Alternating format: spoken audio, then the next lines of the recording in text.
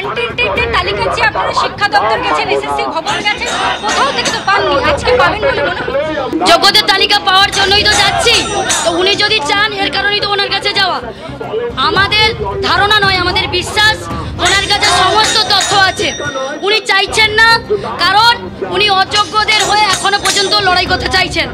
সমাজকে আজকে এমন একটা জায়গায় উনি পৌঁছে দিয়েছেন যেখানে অযোগ্যরা যোগ্যদের যোগ্যতাকে প্রশ্ন তুলছে, অশিক্ষিতরা শিক্ষিতর শিক্ষাকে প্রশ্ন তুলছে। তাই ওনার কাছে আমাদের অনুরোধ, আমাদের আবেদন, আপনি দানবিক না হয়ে মানবিক পুরনো পদ্ধতিতেই পরীক্ষা হবে, 10 নম্বর এক্সপিরিয়েন্সের জন্য পাবেন, আপনারা কি পরীক্ষায় বসবেন? আমরা তো কোনো, উনি যেমন গোটা রাজ্যটাকে ভাতা দিয়ে দিয়ে রেখেছেন, আমরা কোনো ভাতা চাই না।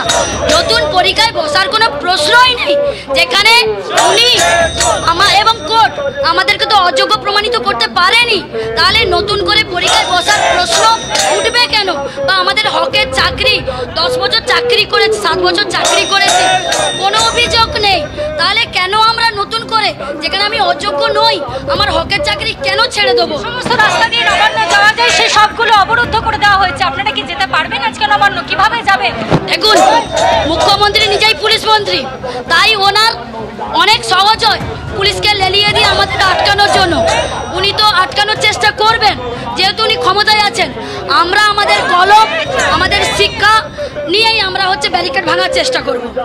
তাতে যদি আমরা পারি চেষ্টা করব। উনি চাইলে ওনার পুলিশ দিয়ে গুলি করবেন, মারবেন, ওনার যা ইচ্ছা উনি আমাদের আটকাতে চাইবেন। ভেদ করে যাওয়ার হুঁশিয়ারি দিচ্ছেন চাকরিহারা শিক্ষক শিক্ষিকারা।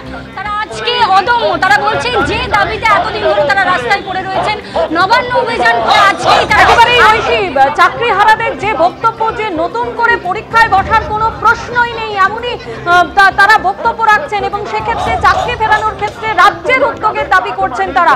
সরাসরি আমাদের আরেক প্রতিনিধি অর্ণব মুখোপাধ্যায় আমাদের সঙ্গে রয়েছেন। অর্ণব, বঙ্কিম সেতু ধরে মিছিল এগিয়ে হাওড়া ময়দানের দিকে এগোবে এমনটাই প্রাথমিকভাবে জানা যাচ্ছিল। তুমি এই মুহূর্তে যেখানে রয়েছো, মিছিল ঠিক কোথায় রয়েছে? তোমাকে জানিয়ে রাখি, পুলিশ সূত্রে এখন যেটা জানা যাচ্ছে, মিছিলটা তো এদিক থেকে আসছে। তুমি দেখো এই জায়গাটা পুলিশ ব্যারিকেড করেছে, অর্থাৎ মিছিল কিন্তু মল্লিক ফটকের দিকেও যাবে না, যেখানে সকাল থেকে আমরা দেখাচ্ছিলাম যে বিশাল বিশাল ব্যারিকেড করা হয়েছে, সেই দিকে কিন্তু মিছিলকে যেতেই দেওয়া হবে না। তার কারণ এই রাস্তাটায় তুমি দেখতে পাচ্ছ র্যাব ইতিমধ্যেই দাঁড়িয়ে রয়েছে।